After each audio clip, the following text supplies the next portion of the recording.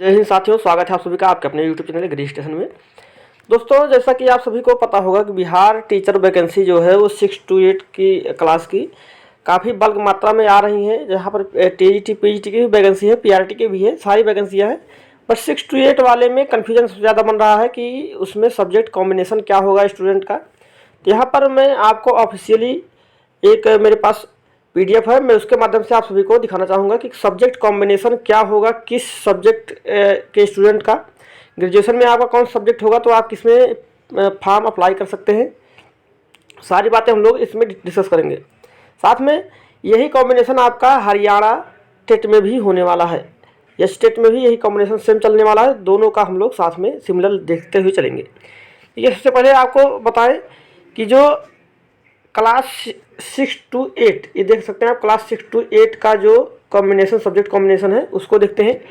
सबसे पहले बात करते हैं TGT यानी कि क्लास 6 to 8 सोशल साइंस की, सोशल स्टडी की। तो इसमें आपका bachelor degree from recognised university with at least 50% marks in social science as elective or honour subject and as a social science teaching subject in BTC JBT DED diploma elementary education यानी कि DELED।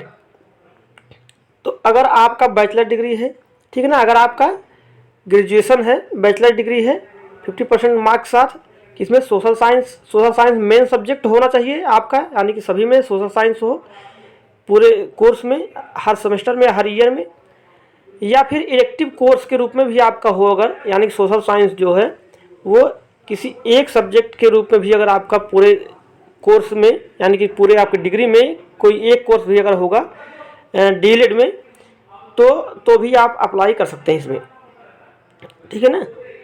उसके बाद बात कहा गया है, या फिर अगर ये नहीं है, ये कॉम्बिनेशन आपके पास नहीं बन रहा है, तो आपके पास बैचलर डिग्री हो यानी कि ग्रेजुएशन हो, उसके साथ में 50% मार्क्स साथ, उसके बाद सोशल साइंस जो है वो एक सब्जेक्ट के रूप में हो या फिर पूरे कोर्स में हो, कैसा भी हो। उसके बाद साथ में सोशल साइंस में ही आपका DELED या BEd होना चाहिए, यानी कि जो आपका DELED है या BEd है वो आपका सोशल साइंस के रूप में ही होगा, तो यहाँ पर आप इसमें फॉर्म अप्लाई कर पाएंगे।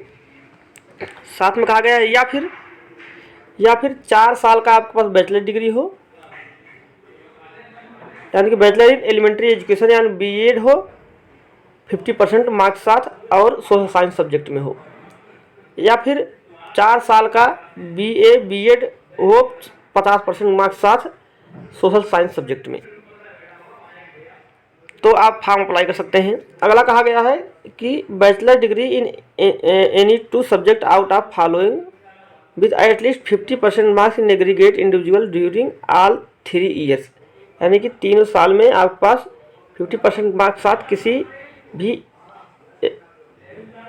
सब्जेक्ट में हो तो भी आप फॉर्म अप्लाई कर सकते हैं। जिससे हिस्ट्री में हो या पॉलिटिकल साइंस में हो, इकोनॉमिक्स में, ज्योग्राफी में हो, सोशियोलॉजी में हो या फिर साइकोलॉजी में हो, तो भी आप फॉर्म अप्लाई कर पाएंगे।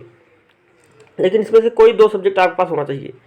इससे आपका बैचलर डिग्री में हिस्ट्री या पॉलिटिकल साइंस है, इकोनॉमिक्स या ज्योग्राफी है, सोशियोलॉजी या साइकोलॉजी है, तो भी आप फॉर्म अप्लाई कर पाएंगे। उसके बाद in case of honours degree in any of the above mentioned subject the candidate must have studied other 2 subject in the first and second year of course, यानी फर्स्ट ईयर और second year में आपका इनमें से कोई 2 subject हो अगर आपका ऑनर्स डिग्री है तो। साथ में कहा गया है हिंदी या Sanskrit as one of the subject in matric level, यानी कि आप हाई स्कूल लेवल या फिर आप 12th लेवल पर आपके पास हिंदी या संस्कृत सब्जेक्ट आप पढ़े होने चाहिए।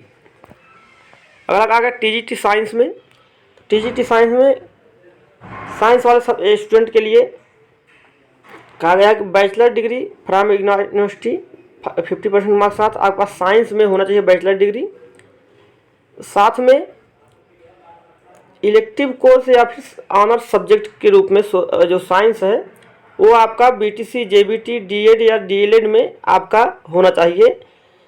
कोई भी एक कोर्स अगर आप पढ़े हुए हैं बीटीसी में या डीएड में या जेबीटी में या डीएलएड में, तो भी आप इसमें फॉर्म अप्लाई कर पाएंगे।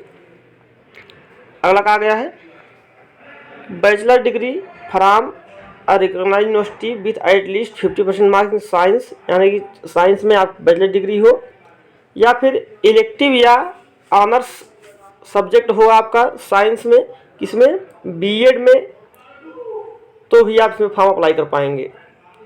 यानी कि जैसे आपका ग्रेजुएशन में जो है वो साइंस आप पढ़े हुए हैं, साथ में आप बीएड में भी साइंस सब्जेक्ट पढ़े हुए हैं, तो भी इसमें आप फॉर्म अप्लाई कर पाएंगे। अब वो साइंस सब्जेक्ट कोई भी हो, आप इसमें एलिजिबल हो जाएंगे। साइंस सब्जेक्ट कोई भी हो, साइंस सब्जेक्ट अगर आपका है तो आप उसमें फॉर्म अप्लाई कर पाएंगे। अगला है 4 year bachelor in elementary education, BElEd के स्टूडेंट जो हैं उस साइंस सब्जेक्ट में अगर किए हुए हैं तो आप इसमें फॉर्म अप्लाई कर पाएंगे। अगला है 4 year integrated BEd at least 50% marks science subject में अगर आपने बीएड किया है तो भी आप फॉर्म अप्लाई कर पाएंगे। इनकेस आप बीएससी, अगर बीएससी किए हैं आप, तो कॉम्बिनेशन आपके पास होना चाहिए at least 3 subject out of the following, 3 subject में आपका कॉम्बिनेशन होना चाहिए, physics, chemistry, botany, zoology, mathematics में से कोई 3 सब्जेक्ट अगर आप अपने बीएससी लेवल में पढ़े हुए हैं तो आप इसमें फॉर्म अप्लाई कर पाएंगे। In the case of honours degree in any of the above mentioned subject the candidate must have studied other 2 subject in the first and second year. कोई 2 सब्जेक्ट आप फर्स्ट ईयर और second year में अगर आप पढ़े होंगे, अगर आपका ऑनर्स डिग्री है तो आप इसमें फॉर्म अप्लाई कर पाएंगे। अगला बताया गया है कि हिंदी या संस्कृत आपका मैट्रिक लेवल या हायर एजुकेशन लेवल यानी कि इंटर लेवल पर आपका होना चाहिए। अब बात करते हैं टीजीटी मैथमेटिक्स में, यानी कि क्लास 6 to 8 मैथ में कौन कौन से स्टूडेंट अप्लाई कर पाएंगे। तो आप अगर बीटीसी, जेबीटी, डीएड किए हैं बैचलर डिग्री मैथ के साथ में, आपने अपने जो भी एजुकेशन डिप्लोमा है उसमें भी मैथ के साथ में आपने किया है तो आप इसमें फॉर्म अप्लाई कर पाएंगे। आगे वही बात कहा गया है कि अगर आप बीएड किए हैं और आपका बैचलर डिग्री में मैथ है और बीएड में भी मैथ आपका है तो आप इसमें फॉर्म अप्लाई कर पाएंगे। अगला है अगर आप बीएड किए हैं मैथमेटिक्स सब्जेक्ट के साथ तो आप फॉर्म अप्लाई कर पाएंगे। आप बीए किए हैं, बीएससी किए हैं, बीकॉम किए हैं, बीएड किए हैं तो आप फॉर्म अप्लाई कर पाएंगे, लेकिन आप मैथमेटिक्स में होना चाहिए। हिंदी या संस्कृत आपका हाई स्कूल या फिर इंटर में होना चाहिए। टीजीटी में भी सेम वही, इंग्लिश में भी सेम वही है, या बीटीसी किए हैं या जेबीटी किए हैं या डीएड किए हैं या डीएलएड किए हैं और आपका जो है बैचलर डिग्री में इंग्लिश कोई एक सब्जेक्ट आप पढ़े हुए हैं और आप इसमें भी आप अपने एजुकेशन डिप्लोमा में भी आप इंग्लिश पढ़े हुए हैं तो आप फॉर्म अप्लाई कर पाएंगे। अगला है उसी प्रकार से सेम बीएड वालों के लिए भी है, या आप बीएड में भी जो है इंग्लिश पढ़े हैं और आप अपने ग्रेजुएशन में भी कभी एक बार इंग्लिश पढ़े हैं तो आप फॉर्म अप्लाई कर पाएंगे।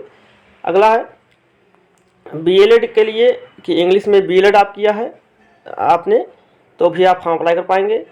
आप बीएड अगर इंग्लिश में किए हैं तो भी फॉर्म अप्लाई कर पाएंगे और साथ में ही ये सभी होने के बाद इंग्लिश और संस्कृत जो है वो होना चाहिए आपका, इंग्लिश या संस्कृत मैट्रिक या इंटर लेवल पे। हिंदी में भी सेम वही ऊपर जो आपने देखा सेम वैसे ही है, हिंदी में भी कि हिंदी में भी आप किए हों, संस्कृत में भी सेम वैसे ही है, पंजाबी, उर्दू, तो इन सभी का सेम वही प्रोसेस चलेगा जैसा कि आपने ऊपर देखा है।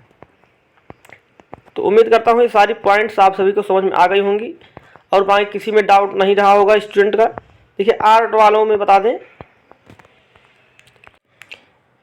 आर्ट के स्टूडेंट का बीएफए बीए अगर आप किए हैं 50% मार्क्स साथ, आपका आर्ट जो है ऑनर्स सब्जेक्ट में किए हैं या कैसे भी किए हैं, मतलब आपका आर्ट कोई एक सब्जेक्ट आप पढ़े हुए हो बीए या बीएफए में और आर्ट के साथ में ही आपका डीएलएड, जेबीटी, बीटीसी, डीएड जो भी हुआ है आपका डिप्लोमा उसमें आपका कोई एक सब्जेक्ट आप पढ़े हुए हो तो आप फॉर्म अप्लाई कर पाएंगे।